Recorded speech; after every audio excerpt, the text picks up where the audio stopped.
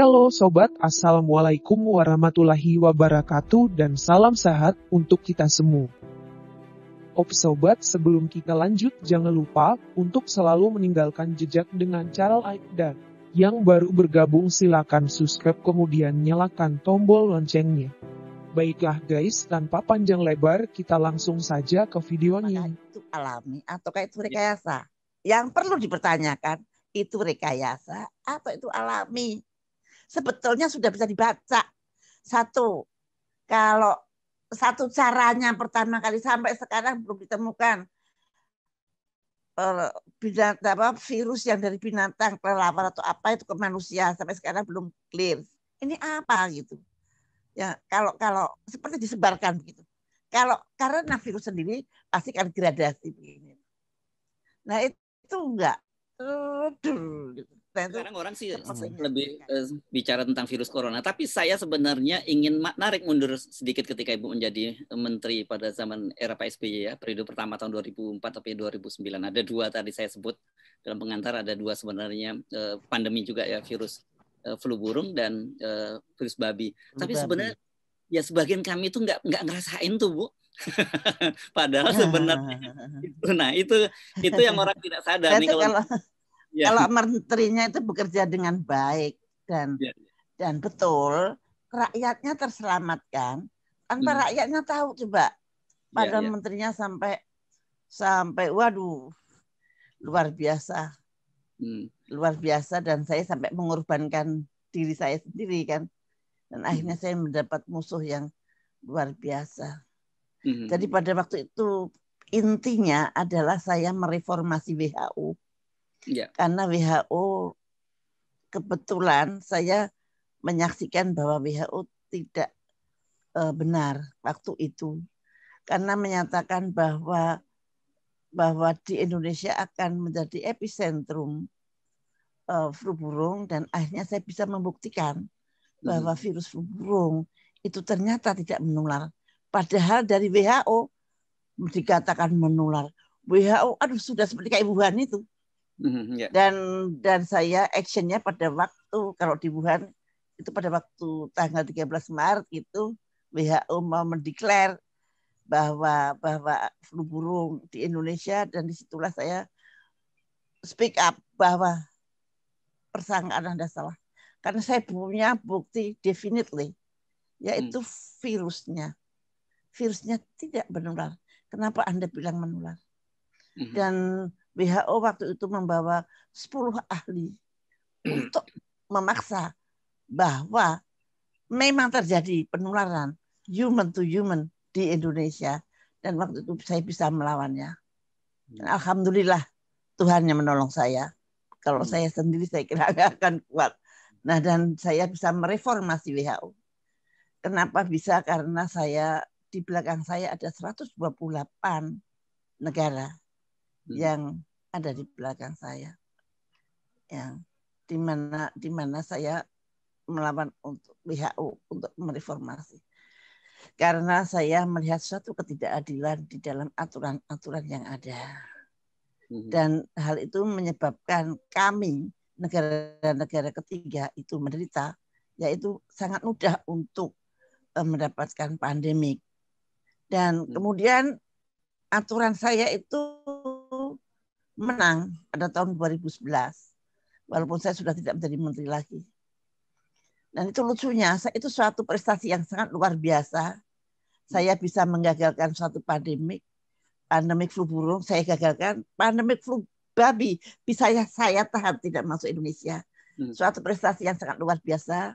Tapi barangkali Anda tahu saya mendapat kriminalisasi sehingga saya masuk penjara.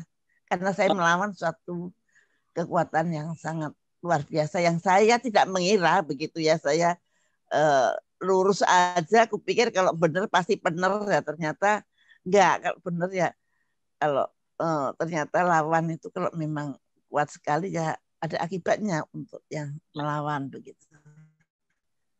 Oke. Apa sih konsekuensinya kalau sebuah negara dikatakan kena pandemi itu kalau dari aturan WHO di masa itu? Apalagi sekarang jadi epicentrum seperti Indonesia saat ini. Aduh, so sorry. Jangan sampai jadi epicentrum.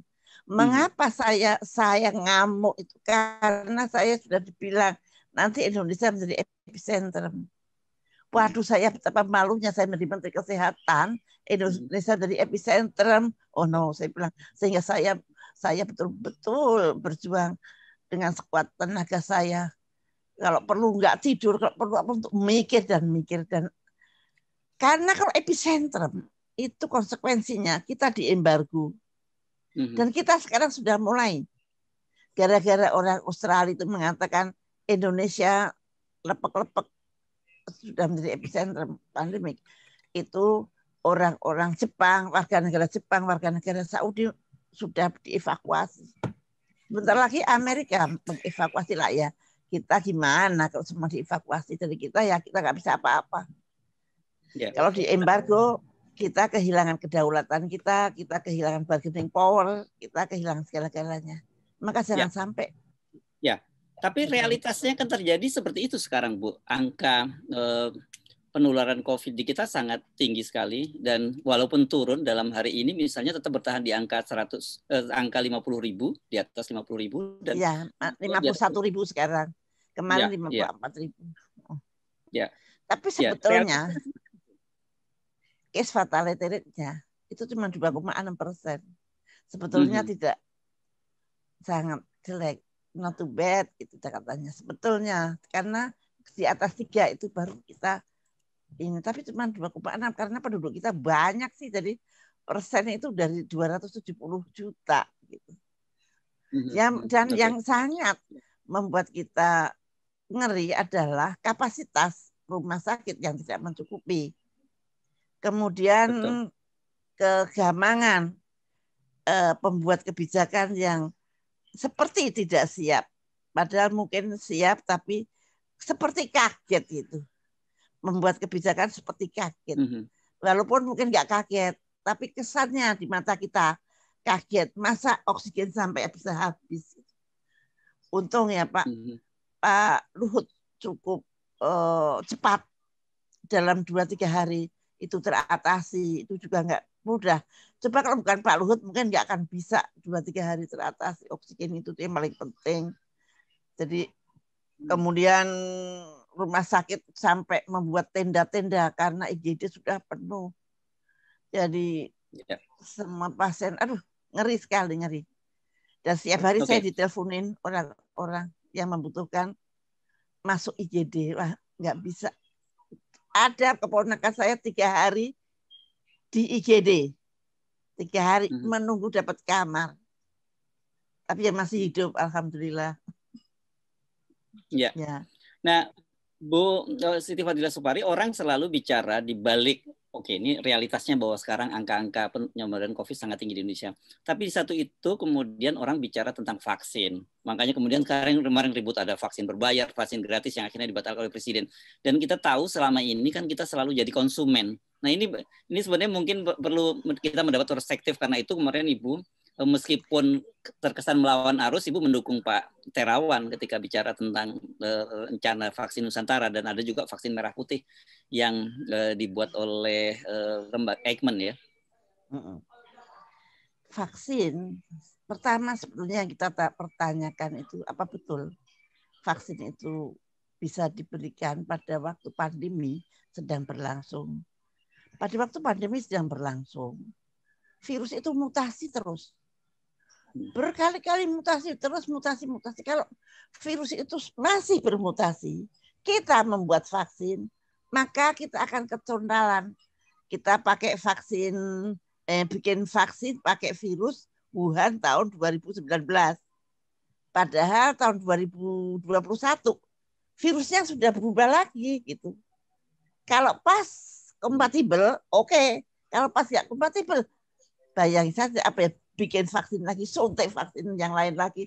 Nah itu persoalannya di situ. Makanya untuk pandemi yang sedang berlangsung dan mutasi sedang berlangsung, sebaiknya itu kita menunggu sampai, ini ilmu zaman dahulu, menunggu sampai virus itu stabil. Tetapi kebijakan internasional kan vaksin harus. Ya Indonesia ikut saja. Nah permasalahan yang kedua, vaksinnya yang seperti apa? seharusnya untuk Indonesia. Mestinya Indonesia harus membuat vaksin sendiri yang sesuai dengan virus Indonesia sendiri. Nah, sekarang kita pakai Sinovac. Mayoritas pakai Sinovac. Dan Sinovac itu dibuat dari virus Wuhan.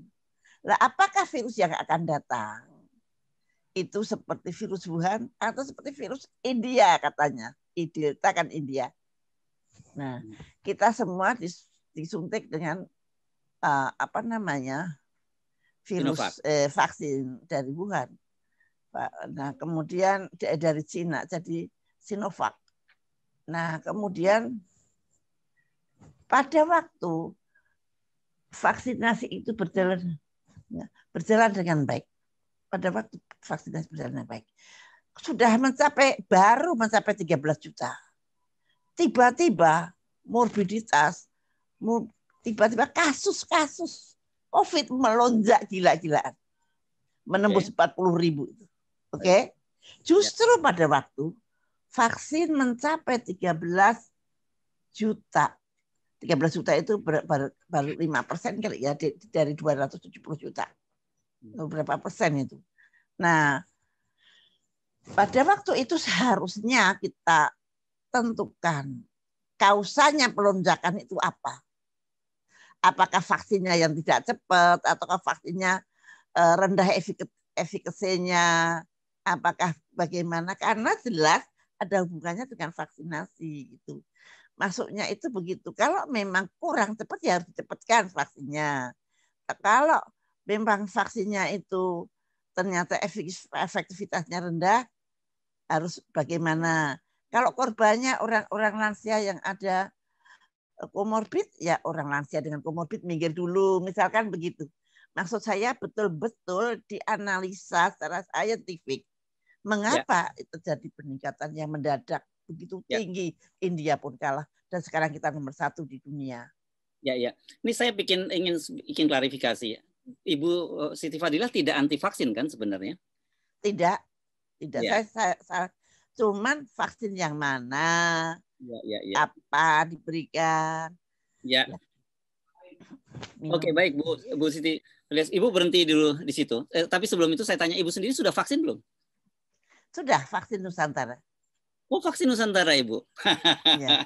Ya, Ibu spesial. Oke, nanti kita tinggalkan Ibu Siti Fadilah. Saya akan menyapa Bung Ihsanuddin Nursi. Assalamualaikum. Bung Ihsan. Waalaikumsalam warahmatullahi wabarakatuh. Artikel Anda yang sudah kita bagikan ke teman-teman, ini tanggal 17 Januari Anda nulisnya ini ya, tahun 2020 ya? 27 Januari. Oh, 27 Januari. Artinya satu bulan lah sebelum Indonesia resmi masuk virus corona ya. Nah, Anda melihat bahwa Anda langsung ketika orang lain masih bicara tentang masuknya virus corona, Anda sudah bicara tentang kemungkinan akan ada perang ekonominya lah, perang dagangnya di balik vaksin corona itu, di balik kasus corona itu. Mengapa Anda sampai pada kesimpulan semacam itu? Amerika kalah tuh sama Cina.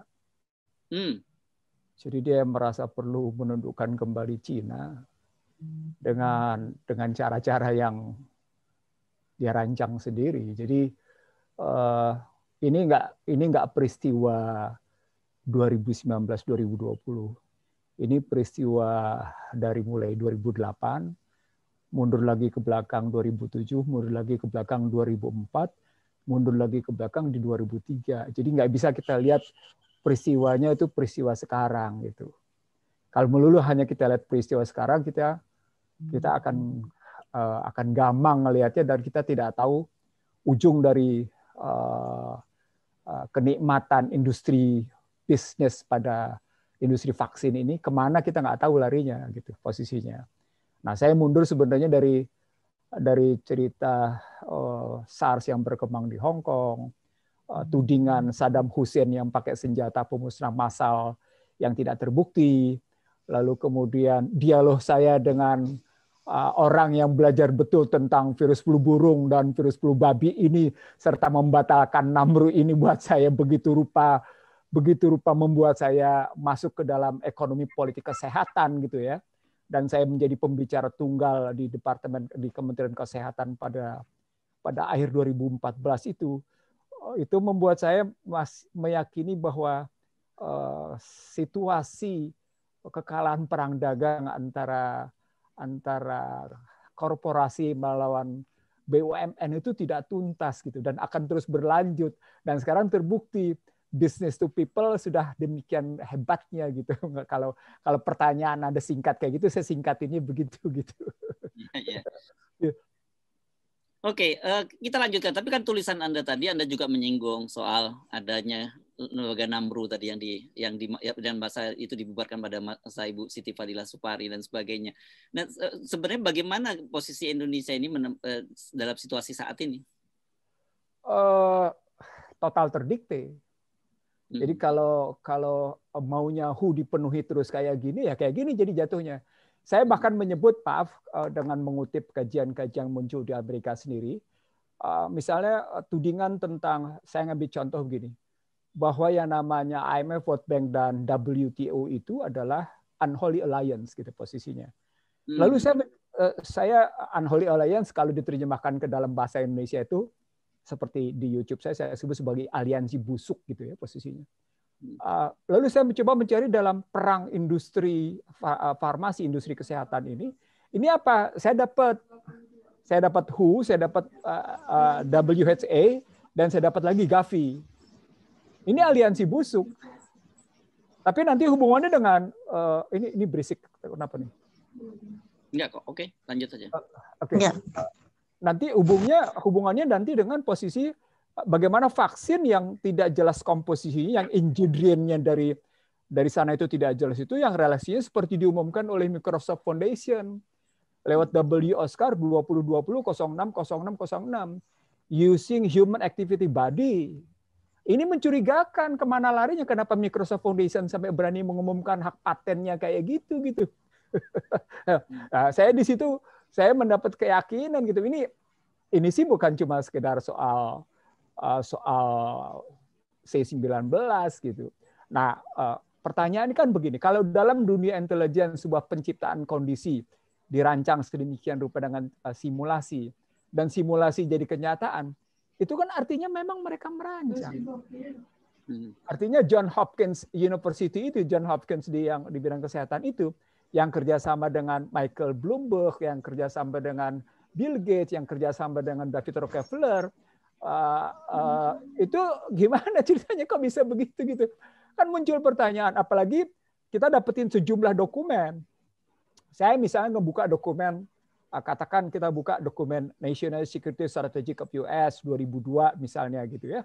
Kalau kita buka dokumen National Security Strategy of US pada 2002, yang ditandatangani oleh George Walker Bush pada 17 September 2002, dia sudah tegas-tegas menyatakan weapon of mass destruction, WMD, dan basisnya adalah kimia dan biologi. Jadi belum negara manapun. Tapi kan dia terkejut ketika Cina mengumumkan. Ini ada suara lain yang mengganggu saya nih.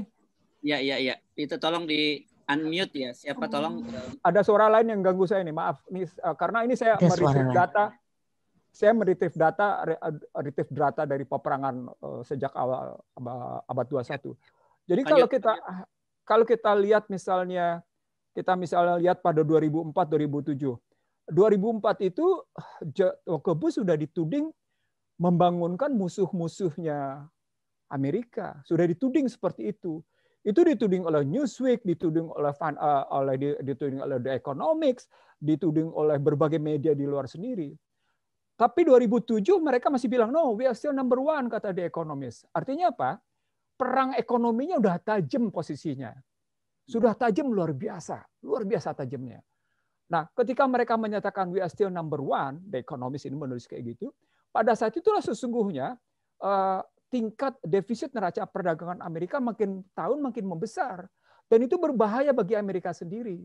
Di sana sudah terjadi kemelut sesungguhnya. Nah, 2008 jadi kenyataan. Kalah dia. 323 miliar US dollar minus dia. Nah, pada saat itu sudah terjadi perang antara korporasi melawan BUMN. Disitulah bahan saya di berbagai universitas, bahan saya di berbagai instansi pemerintah, bahan saya di berbagai diskusi seminar. Saya sebut, ini tidak akan berhenti di sini. Nah, dalam desain berpikir yang saya bangun lihat bangsa terbelah itu, ujungnya nanti adalah bagaimana Cina melawan Amerika dalam konstitusi masing-masing. Nah, peperangan itu berlanjut 2008 ke 2010. 2010 sudah ada pernyataan balik lagi dari mereka soal virus.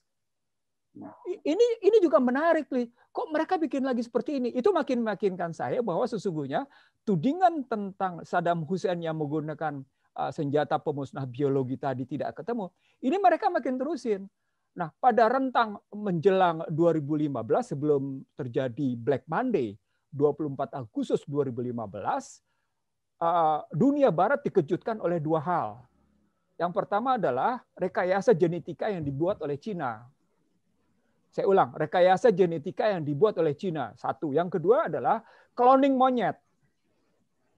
Ini rekayasa genetika yang dibuat oleh Cina itu membangunkan sejumlah ilmuwan di Amerika. Ini nanti Cina kalau gitu akan bisa bikin manusia seperti yang dia kehendaki seperti apa. Itu logikanya ketika rekayasa genetika itu muncul. Begitu juga ketika mereka mengumumkan mereka sudah bisa membuat yang namanya cloning monyet. Ini juga berarti nanti mereka bisa menginjeksikan yang namanya komponen-komponen tertentu dalam tubuh manusia, sehingga nanti entar lahir orang-orang yang sesuai dengan kehendaknya, dengan karakter mereka buat gitu posisinya. Itu artinya ada konsistensi isu, saya lihat. Jadi ada konsistensi isu dari mulai 2002 sampai dengan pernyataan bahwa Cina sudah berhasil merekayasa genetika, Cina sudah berhasil mengkloning monyet. Nah, nggak lama kemudian Cina mengumumkan 3 hal yang membuat kemudian Barat nggak enak sekali. Berhenti menggunakan US dollar. Mendirikan New Development Bank. Yang ketiga yang paling kencang dia bilang, kami akan meninggalkan neoliberal. Itu di situ nggak lama kemudian dia dirikan yang namanya Belt and Road Initiative, BRI atau OBOR dikenalnya. Apa artinya? Perang ekonominya makin tajam. Sementara pada posisi tadi 2004, 2007, 2008, 2010, ini belum sama sekali tertolong. Pada saat yang sama, pihak Republik nih, Partai Republik, itu gregetan ngelihat Obama. Apa tudingan Condoleezza Rice pada saat itu. Ini Obama ngapain di tengah yang namanya Cina gegap gempita melakukan serangan habis-habisan. Anda tahu pada saat itu ketika di 2011-2012, Obama berteriak-teriak tentang TPP, Trans-Pacific Partnership untuk kawasan Asia Pasifik. Untuk kawasan Atlantik, dia sebut sebagai TTIP, Trans Trade Investment Partnership, TTIP mereka sebut posisinya. Ini kalau dalam kajian yang muncul, dan ini kemudian saya bawa di Kementerian Kesehatan, karena saat itu kita sedang bicara tentang Indonesia ke depan, saya bilang ini akan terjadi apa yang disebut dengan korporasi membajak kedaulatan sebuah negara dengan model korporasi B2P langsung. Karena aturan-aturannya diberikan keleluasan pada korporasi untuk masuk langsung. Saat itu saya melihat yang namanya Google, yang namanya Yahoo, yang namanya Android sudah sedemikian rupa ngegreget masuk gitu posisinya. Dan kita tidak sadar bahwa sesungguhnya serangan korporasi terhadap rakyat itu sudah bisa dibuktikan. Misalnya pada saat itu kalau kita ingat gitu ya, bagaimana BlackBerry sudah berhasil disingkirkan, bagaimana Nokia sudah berhasil disingkirkan posisinya. Pokoknya yang minggir-minggir itu udah habis-habisan. Saya cuma mengambil contoh bahwa kekuatan korporasi mendikte masyarakat tanpa melalui negara sudah terjadi. Itu di 2015. Terus berlanjut sampai akhirnya pukulan terhadap Black Monday tidak ada artinya. Tetapi jangan salah, Black Monday 24 Agustus 2015 yang memukul Cina itu justru yang terpukul adalah Rusia. Rubel jatuh 50%, merchant to merchant deadlock. Karena Visa dan Mastercard dikunci habis-habisan di Rusia. Marah Rusia. Balasannya adalah pemilu Amerika 2016. Saya ulang, balasannya adalah pemilu Amerika 2016 posisinya. Nah, dari cerita seperti ini sesungguhnya perang yang namanya virus ini dia berakumulasi dengan perang ICT. Jadi kalau dalam desain berpikir saya yang saya buat dalam buku Bangsa Terbelah itu, dia akumulasi antara trade war, currency war, ICT war, economic war. Yang dalam model kelembagaan namanya IBRD versus New Development Bank, NDB. Jadi World Bank itu lawannya adalah NDB. NDB itu juga berhadapan dengan yang namanya Asian Infrastructure Banking, AIIB dengan ADB. Jadi Asian Infrastructure Banking yang dibikin oleh China, head to head-nya dengan ADB posisinya. China membuat itu semuanya. Jadi semua dibikin dalam kerangka seperti itu. Saat itu orang masih melihat sebagai sebuah sesuatu yang biasa. Saat yang sama, sebenarnya teman-teman di Amerika ini ngelihat betul ada sesuatu yang membuat secret society, the small society di sana itu gelisah, nggak karu-karuan. Lagi-lagi Condoleezza Rice yang berteriak terhadap Bill Clinton, dan teriakan itu dibuktikan oleh Condoleezza Rice sehingga akhirnya menanglah Trump, kalahlah Hillary. Yang orang lupa, kekalahan Hillary pada saat itu melawan Trump itu dimulai dengan satu dialog cantik antara Obama dengan Xi Jinping yang bermaksud melanggengkan TPP untuk kawasan Asia Pasifik posisinya. Dialog itu terjadi 2 kali. Pada cerita September 2016 dan November 2016. Di Guangzhou itu terjadi dialog menarik. Mereka saling menghormati. Kalimat penting saling menghormatinya begini. Anda jangan terus-menerus kita saling menghormati dalam mereka bilang devaluasi itu tidak terjadi ya supaya kita tidak kompetisi dalam currency war. Itu terbuka mereka ngomongnya. Bahwa mereka bermaksud menghentikan currency war. Yang kedua, mereka bilang, Anda harus tunduk patuh ya pada Laut Cina Selatan. Itu Obama ngomong ke Xi Jinping posisinya. Kalimatnya begitu posisinya. Tetapi di kedua belah pemimpin ini itu menutupi satu posisi bahwa sesungguhnya Amerika sedang dalam posisi sangat tergantung pada Cina untuk mineral rare earth sebesar 82% bagi industri IT-nya, industri komputernya, industri militernya. Nah, di sini kan harus ada yang bisa membuktikan bahwa Cina harus dipukul habis-habisan. Dan Anda mesti ingat sejak yang namanya Black Monday sampai dengan posisi terakhir Trump terpilih, jadi hampir kurang lebih 1,5 tahun. Karena nanti akhirnya Trump cabut diri dari WTO. Itu pernyataan Bloomberg, pernyataan Financial Times, pernyataan The Economist, pernyataan CNBC, hampir semua menyatakan menuding bahwa Cina akan mengalami krisis ekonomi, bubble ekonomi akan terjadi. Dan itu tidak pernah terjadi. Kampanye seperti itu tidak dimakan oleh orang-orang karena Cina terus memainkan perekonomiannya. Kampanye berikutnya ketika yang namanya Cina dianggap sebagai sumber masalah bagi perdagangan, justru dibuktikan terbalik oleh Cina. Silakan Anda keluar dari WTO ketika Donald Trump keluar dari WTO untuk yang namanya perselisihan perdagangan. Tapi sebaliknya Cina malah makin membuktikan bahwa dia kuat dalam perdagangan gitu. Jadi di situ makin kuat sesungguhnya perang biologinya. Disitulah dia cari-cari kesalahan Tuhan gitu. Kalau saya ngeliat simpelnya. Ya. Oke, berhenti dulu di situ ya, Bung Ihsan Nurdin. Saya ingin minta tanggapan atau ada tambahan lagi dari Bu Siti Fadilah Supari. Sekitar ya beberapa menit, kemudian baru kita akan buka lagi. Kan kita buka dialog para. Iya, ya memang saya kenal dengan Bapak ini dari tahun berapa lama, dan dia cara berpikirnya memang luar biasa. Baca bukunya banyak sekali dan yang dikatakan dia itu ada yang saya tidak tahu, tapi khusus dalam segi kesehatan yang saya lihat memang bahwa pandemik itu bukan yang saya kenal, itu bukan pandemik yang biasa, bukan pandemik yang alami menurut saya, dan termasuk yang COVID ini sebetulnya. Kalau kita ungkap lagi, misalkan pandemik itu harus memenuhi syarat, misalkan ada infeksi dari hewan ke hewan, dari hewan ke manusia, dan dari manusia ke manusia. Tapi sampai sekarang COVID belum tahu dari mana sih pertama kali infeksi itu terjadi. Nah itu masih antara Amerika dengan Cina masih berantem, sodok-sodokan ke sana. Menurut saya Cina maupun Amerika itu adalah korban dua-duanya, yang agak berbeda begini. Makanya dua-duanya korban dari suatu kekuatan yang saya nggak tahu. Oke, dua-duanya korban Bu, maksud Ibu. Jadi ya, jadi kalau dua-duanya kalau Bapak tadi kan kayaknya kan seperti Amerika dengan Cina, tapi menurut saya dari pihak ketiga yang saya nggak tahu yang mengatur itu. Apa dasarnya keyakinan semacam itu atau dugaan semacam itu? Saya tidak bisa menceritakan di sini ya, barangkali pandangan-pandangan saya, karena pada waktu flu burung, apa yang saya lihat pada waktu flu burung, flu babi, dan ini agak-agak sama, agak sesuai. Saya jawab, Bu, saya jawab, Bu, gimana? Ya. Saya jawab, Bu. Ibu waktu menghadiri konferensi Badan Kesehatan Dunia WHO di Wina, Ibu berhasil ngebongkar kecurangan industri farmasi di Amerika, Bu, ya? Iya. Oke. Itu cerita Ibu yang sangat kuat tertanam pada diri saya. Jadi ketika Ibu bercerita demikian 128 negara seperti terperangah ketika Ibu ngebongkar kecurangan industri farmasi Amerika di konferensi di Wina itu, maka pada hakikatnya bisa kita lihat, saya sebut dalam buku saya, sesungguhnya ini persoalan salah satunya persoalan farmasi.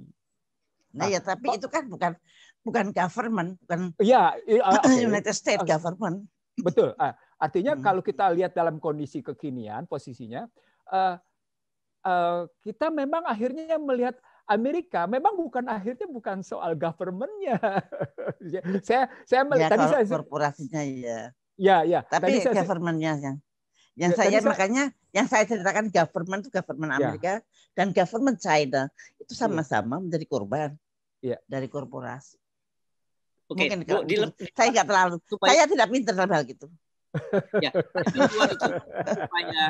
supaya viewer kita tidak salah memahami kan bahwa COVID itu, bahwa adanya virus itu kan real ya, karena kan belakangan ini orang kemudian mulai banyak yang berspekulasi itu tidak real. Tapi apakah itu bioweapon ataukah itu alami, itu soal yang berbeda gitu kan ya, Bu ya? Bagaimana tadi? Bahwa virus itu real, sekarang itu memang terjadi. Yes, ada virus itu. Ya, tapi apakah yang dipertanyakan apakah itu alami ataukah itu rekayasa? Betul. Penyebarannya apakah itu real, apakah itu alami ataukah itu rekayasa? Ya. Oke, ini clear. Sekarang kita buka, waktunya ini menarik ini ya, perbincangan ini memang agak berat. Orang anggap ini dianggap sebagai konspirasi, teori konspirasi. Tapi kenapa ini penting? Karena tadi Bu Siti Fadilah ini kan saya tadi sebut sebagai pelaku sejarah. Dan kalau kita membayangkan seperti film-film intelijen gitu, ini pertempuran di belakang layar, orang jadi nggak merasakan gitu. Tapi sebenarnya terjadi pertempuran yang seru gitu kan ya Bu pada waktu itu ya. Dan kemudian berdampak kepada Bu Siti Fadilah Supari di menjalani hukuman selama penjara 4 tahun. Kok Ibu santai benar ceritanya 4 tahun gitu? Ya, saya percaya bahwa pilihan Allah yang terbaik. Dan saya di sana malah Ibu bukan, saya ingin mengatakan Ibu itu gagal dihinakan oleh mereka. Justru Ibu diangkat dalam posisi mulia sekarang ini. Karena semua tesis yang Ibu bilang di Wina itu terbukti hari ini, Bu. Maka saya bilang mereka gagal menghinakan Ibu, malah Ibu dimuliakan sekarang ini. Itu Bu ceritanya. Amin. Pak Nurdin, Pak Ihsanuddin. Pak Ihsanuddin itu apa namanya? Kalau menurut Pak Komjen Darmo Pongrekon.